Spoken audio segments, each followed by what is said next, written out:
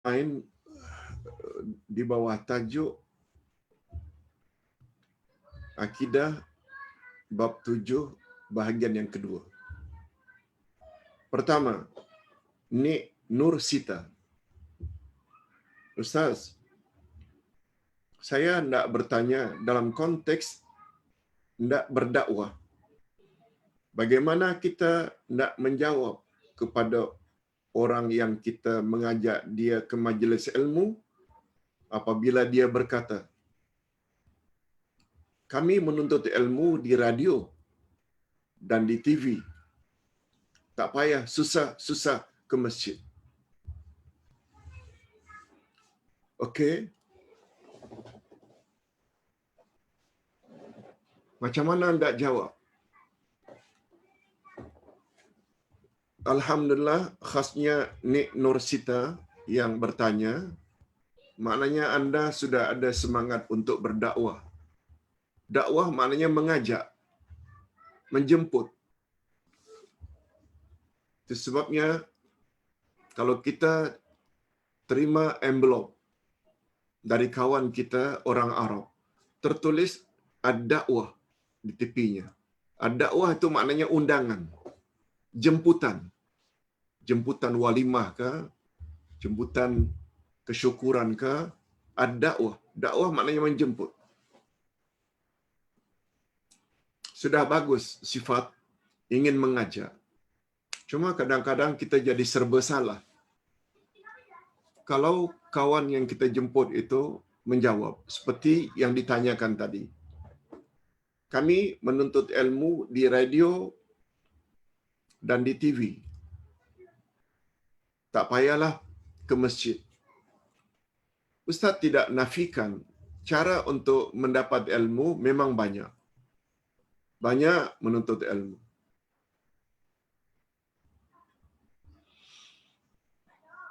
Tapi kita kena ingat, Nabi SAW bersabda, al-ilmu yu'ta wa la ya'ti. Ilmu itu hendaklah didatangi, bukan datang sendiri. Betul. Radio kita perlu buka, TV kita perlu buka, tapi tak sama bila kita pergi mencari dewan ke, masjid ke, surau ke, itu adalah lebih afdal. Sebab dia melibatkan langkah-langkah kita ke masjid. Setiap langkah meninggikan derajat kita. Setiap langkah, 5 langkah, 10 langkah, sebanyak itulah derajat kita ditinggikan oleh Allah di akhirat nanti. Setiap langkah balik daripada masjid, setiap itu pula lah dosa-dosa kita diampuni oleh Allah. Itu tidak akan didapati oleh orang yang hanya dengar di radio atau dalam TV. Dia tidak melibatkan langkah.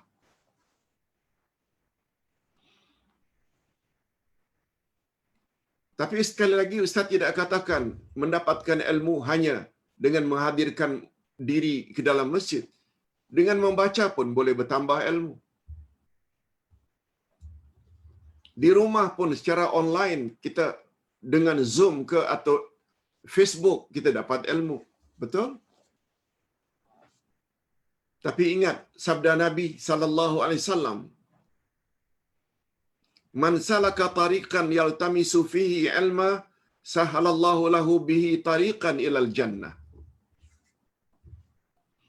Siapa yang melalui satu jalan untuk menambah ilmu, maka Allah akan bagi dia satu jalan pula untuk menuju ke syurga. Kata Imam An-Nawawi ketika menjelaskan hadis tersebut, hadis sahih. Apa kata Imam An-Nawawi? Menuju jalan ke majlis ilmu itu ada 2 jenis. Ada namanya tariqun hissi.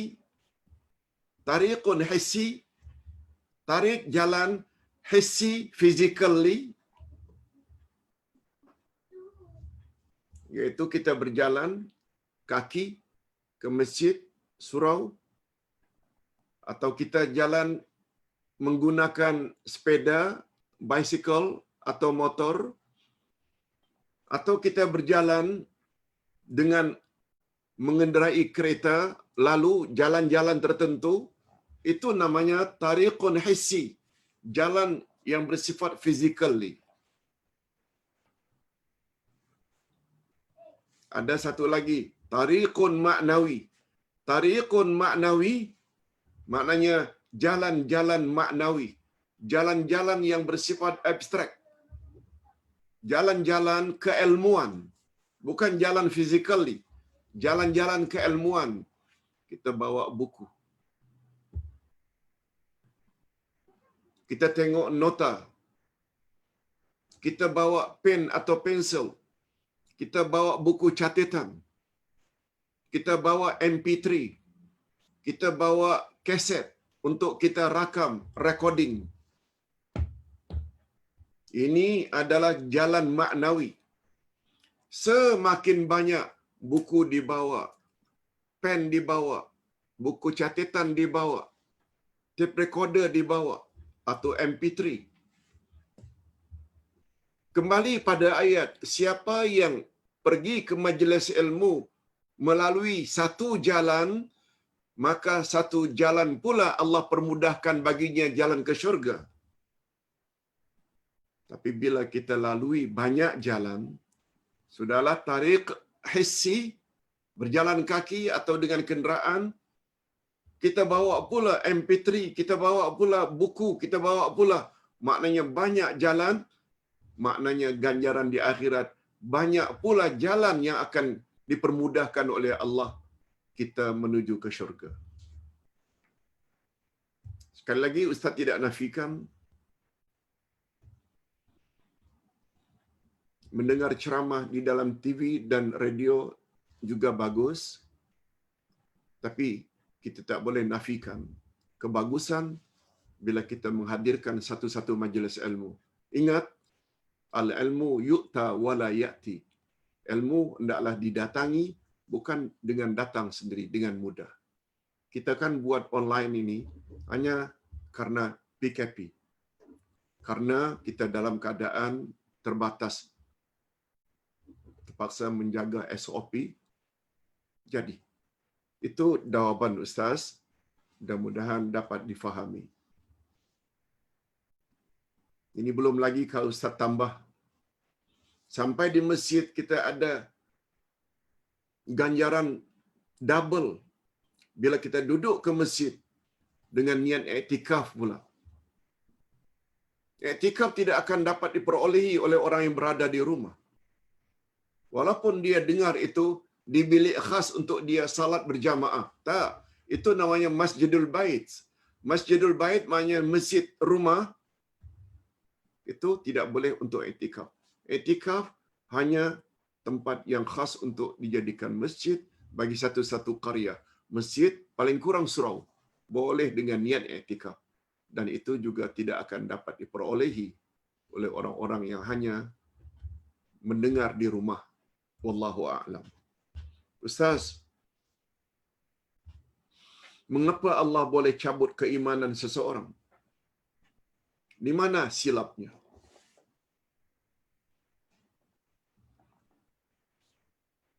Kenapa Allah boleh cabut keimanan seseorang?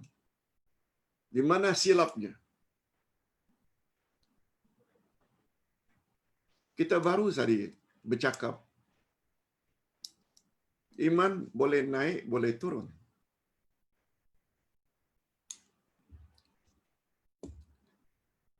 Iman boleh naik, maknanya boleh bertambah. Kita kena buat sebab-sebab yang iman itu boleh bertambah. Kita dah sebut tadi 4 atau 3 paling kurang. Kalau kita gabungkan yang ketiga dan yang keempat. Pertama, ilmu kena tambah. Yang kedua, amal kena tambah. Yang ketiga, zikir, banyak ingat pada Allah. Yang keempat, fikir. Banyak fikir akan kebesaran Allah. Allah Subhanahu Wa Taala yang sebut empat sifat ini, empat sebab ini, Allah sendiri yang sebut dalam Quran, yang boleh mengakibatkan mantapnya iman. Oleh sebab itu, bila ilmu tidak ditambah, ingat ya, bukan ilmu akademik, ilmu akidah, ilmu fiqh, ilmu sirah, ilmu tafsir, ilmu asmaul husna, ilmu hadis Nabi, itu ilmu yang itu tu. Dengan ringkas ilmu Quran dan sunnah Nabi, tak ditambah. Beramal pula malas, atau kuat beramal tapi tanpa ilmu. Tak banyak fikir, tak banyak zikir. Kalau imannya Allah cabut, siapa yang perlu dipersalahkan? Allah atau orang tersebut? Allah Subhanahu Wa Taala, Ustaz buat contoh lain. Allah Subhanahu Wa Taala menyebut dalam Quran dan sunnah Nabi, syarat amal yang diterima oleh Allah ada dua. Pertama, ikhlas lillah, ikhlas dengan makna tauhid. Karena Allah saja kita beribadat atau beramal karena Allah. Syarat yang kedua mesti ittiba'ur rasul, ikut cara Rasul.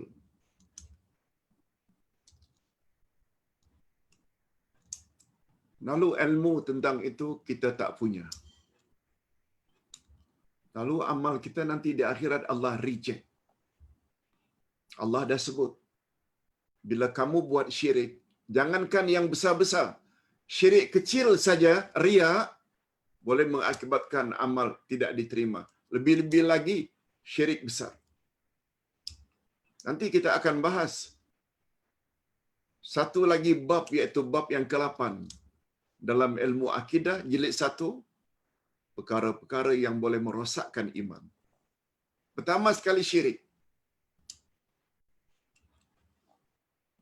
Salat banyak, puasa banyak, umrah haji berkali-kali, tapi masih lagi percaya dengan ramalan-ramalan bomoh. Ayat menyebut semua amalnya itu musnah. Yang kedua, syarat amal diterima mesti ikut cara Rasulullah. Dan Rasulullah telah beri warning, siapa buat amal tidak ikut cara kami, ditolak. Lalu kita tak peduli. Malah orang yang ikut sunnah pula kita perli, kita perlekeh. Lalu kalau amalnya tak diterima oleh Allah di akhirat nanti, tidak salahkan siapa? Jawabnya, salahlah diri awak, karena awak tidak tambah ilmu. Untuk mendapat golongan siratal mustaqim yang akan selamat, Allah sendiri yang sebut. Mereka adalah orang yang telah mendapat nikmat daripada Allah, dari kalangan Nabi, Siddiqin, Syuhada, Salihin. 4 kelompok ini confirm dapat siratal mustaqim. Allah sendiri yang jelas. Siratal mustaqim ini, orang yang mengikut ini. Nabi disebut dulu. Kemudian Abu Bakar. Kemudian Umar, Osman, Ali. Ini orang mati syahid. Salihin yang keempat. Tapi kita tertumpu pada orang saleh saja. Apa kata Nabi, kita ketepikan. Apa kata para sahabat salafus saleh, Abu Bakar, Umar, Osman, Ali, itu orang yang patut diikuti. Nabi sendiri yang sebut, umatku akan berpuak-puak menjadi 73 puak. 72 daripadanya neraka, kecuali satu. Ketika Nabi ditanya, siapa yang satu itu ya Rasulullah? Nabi jawab, ma'ana alaihi wa ashabi. Golongan yang satu itu, hanya mereka saja yang layak masuk syurga. Hanya mereka saja yang layak terhindar dari neraka. Ialah mereka yang ikut aku dan ikut sahabat-sahabatku. Siapa sahabat Nabi yang paling utama? Kalau tidak 4 khulafaur rasyidin. Abu Bakar, Umar, Osman, Ali.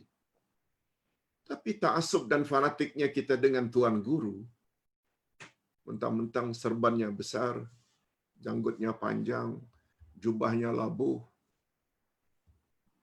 ada gelaran ini, gelaran itu pula. Kita ketepikan apa yang ada dalam Quran dan Sunnah Nabi. Lalu tidak salahkan siapa kalau Allah cabut imannya. Salahlah diri sendiri. Ingat, kalau ada kesungguhan memahami Quran dan Sunnah Nabi, kesungguhan ada. Allah Maha Adil. Allah tidak akan sesatkan kita. Coba lihat ayat terakhir dari surat Al-Ankabut. Ayat 69 dari surat Al-Ankabut. Walladzina jahadu fina lanahdiyannahum subulana. Barang siapa yang bersungguh-sungguh pada jalan kami, niscaya pasti kami akan tunjuki mereka kepada jalan-jalan kami itu. Allah janji akan tunjuki jalannya. Siratal Mustaqim. Kita dah sebut Siratal Mustaqim itu jalan siapa. Tapi dengan syarat, pasti kami akan tunjuk. Awak mesti sebut dulu, lakukan dulu syaratnya. Walladzina jahadu fina, iaitu orang-orang yang bersungguh-sungguh berada pada jalan kami, iaitu ikut Rasul, ikut para sahabat. Tapi bila kita fanatik dengan seseorang, sehingga kita ketepikan pendapat-pendapat yang membawa dalil Quran dan Sunnah, tidak salahkan siapa? Allah ke atau kita? Ustaz akan jawab macam itu sajalah supaya kita berfikir. Nah, yang terakhir. Kenapa orang-orang yang membuat permohonan di kuburan tidak boleh dikira terkeluar Islam? Kenapa orang-orang yang membuat permohonan di kuburan tidak boleh dikira terkeluar Islam, sedangkan zahirnya begitu? Hadirin dan hadirat, golongan kuburiun, golongan kuburiun yang mengagung-agungkan kubur, terutama kubur-kubur orang-orang yang terkenal sebagai wali, ini dan itu, mengapa kita tak boleh kafirkan? Bukan kerja kita mengkafirkan orang. Walaupun perbuatan itu kita tak suka. Hadirin dan hadirat rahimakumullah. Pencerahannya macam ini. Kalau kita belajar ilmu akidah,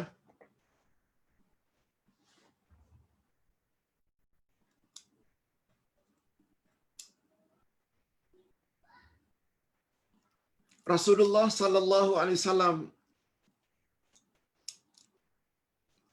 melarang kita meminta kepada selain Allah. Melarang. Iyyaka na'budu wa iyyaka nasta'in. Hanya kepada Engkau kami beribadat dan hanya kepada Engkau kami memohon.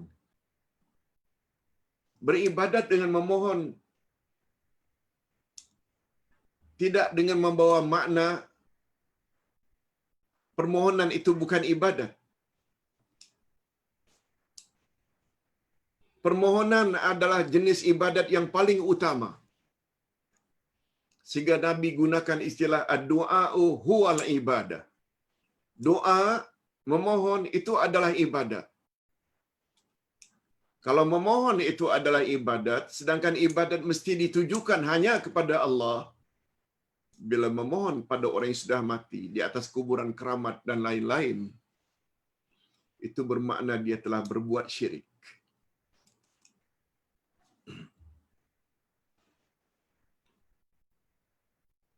Walaupun orang-orang yang datang ke kuburan-kuburan wali-wali mengatakan kami bukan menyembah. Betul? Bukan menyembah.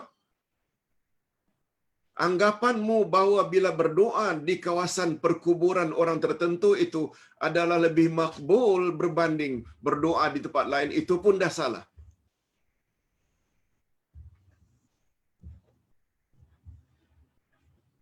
Itu sebabnya dalam Al-Quran disebut, begitu Nabi Muhammad sallallahu alaihi wasallam tegur orang-orang musyrikin, penyembah kubur, penyembah patung. Itu nanti akan jadi pembahasan kita 2 minggu akan datang. Sebab pertama syirik terjadi di atas muka bumi adalah gara-gara terlalu ta'assub dengan orang-orang saleh. Nanti kita akan bahas. Syirik terjadi di atas muka bumi bermula daripada zaman Nabi Nuh. Ceritanya panjang, nanti kita akan bahas. Itu sebabnya berhala-berhala di zaman jahiliyah ada namanya Uzza. Dia adalah patung orang yang bernama Aziz. Jadi Uzza.